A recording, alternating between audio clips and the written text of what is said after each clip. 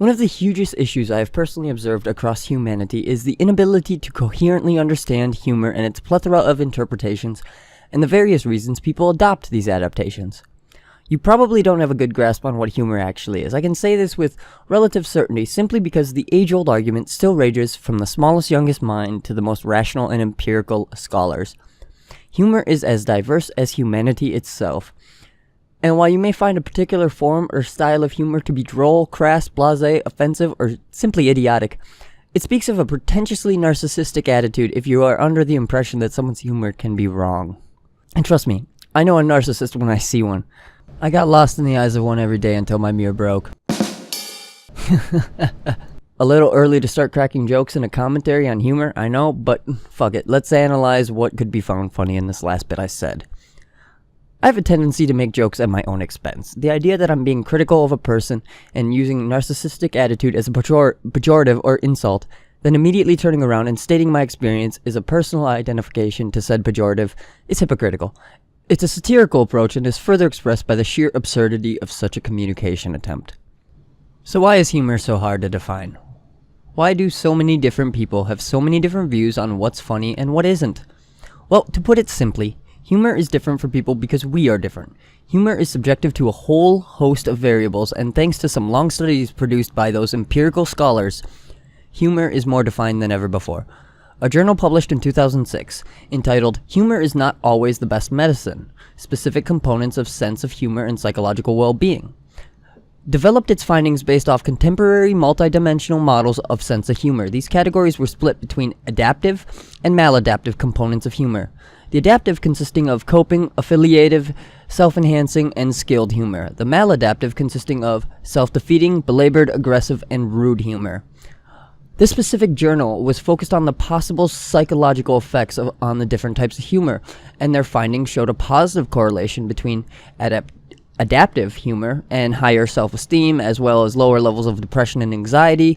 By contrast, maladaptive humor that focused on self, like self-deprecating and stuff like that, showed lower self-esteem along with higher depression and anxiety.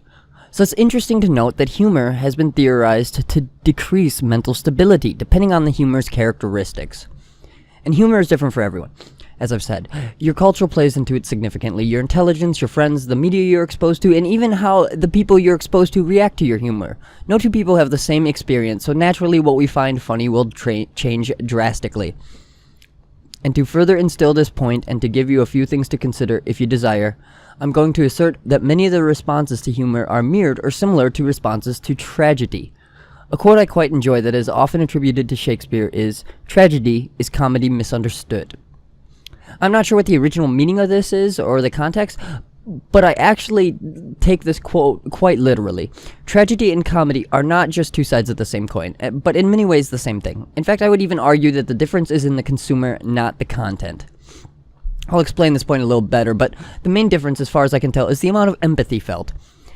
I'll use a simplistic example so it's easier to see the connections. Tom and Jerry, for those who haven't heard of it, was a cartoon featuring a mouse and a cat and was based around the interactions their rivalry created, usually to catastrophic and arguably hilarious results.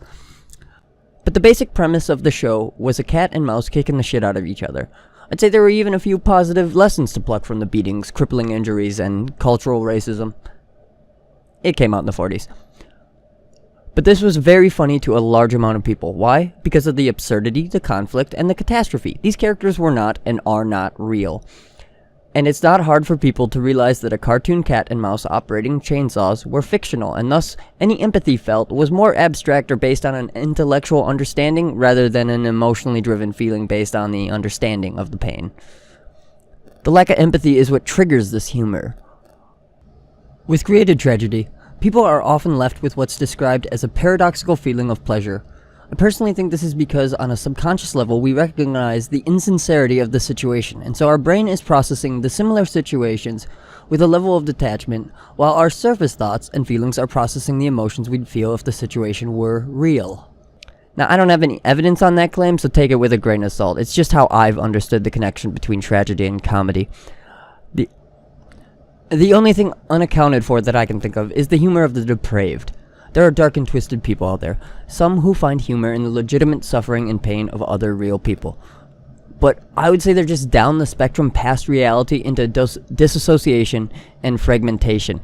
I don't know, of course, but I would guess that the truly depraved don't see those they laugh at as human, tying it back into empathy being the major difference between perception of comedy versus tragedy. Now, why is this an important distinction? It explains a lot how people interact with each other, especially if these people have fundamental differences in their beliefs. What's offensive to someone is hysterical to someone else, and this is because both people are viewing the joke and the situation around it differently. Let's use a generic example I'm certain you could find in the real world without too much searching. We'll use rape as an example because it's such a common topic in certain communities. Let's say person A made a rape joke and person B found this to be horrifying. I think person B's reaction is pretty understandable. Rape is a disgusting act that can cause undue amounts of trauma in a person's life. Person B is in tune with that and is empathetic towards the feeling of rape victims. So person B sees the situation as real and pervasive. Person A is probably looking at the situation differently. There's an active debate throughout various factions in our global populace as to how pervasive rape is and what society should be doing to prevent or correct rape or rape culture. And honestly, I haven't done the research necessary to have a comprehensive knowledge of the facts, so the validity of either side is irrelevant to this generalization. But unless person A is a sociopath or a psychopath, they don't find actual rape funny, at least probably not. The joke that's probably being made is that from person A's perspective, rape is being sensationalized, and thus the subject can stray from reality into absurdity. Now, I think I understand person B's probable mindset, because rape can be horrifying and emotionally scarring, and it's absolutely disturbing to make someone relive that. But I think person B is wrong in the situation for being offended, and I'm not a huge fan of coddling victims, as I think it prevents a person from ever moving on and moving past the abuse. I'm also doing a great job of marginalizing this fake victim. Sorry. But at the end of the day, words are words. They're capable of expressing abstract and wonderful ideas, and capable of causing pain, but only if you let them. We should be focusing on building these victims up to where they aren't bothered or reverted to desolating incidences when someone makes a crass or hurtful joke. Why? Humor is important. It's an exceptionally creative tool to help soften the blow to the things that trouble us that we can't rationalize or explain. It's a defense mechanism. It can help with morale and offer creative ways to look at situations. It's an incredible tool for self-reflection and betterment if you let it be, and a vast majority of studies indicate that humor is beneficial. So let's all be kind to each other, or at the very least, learn to take a fucking joke.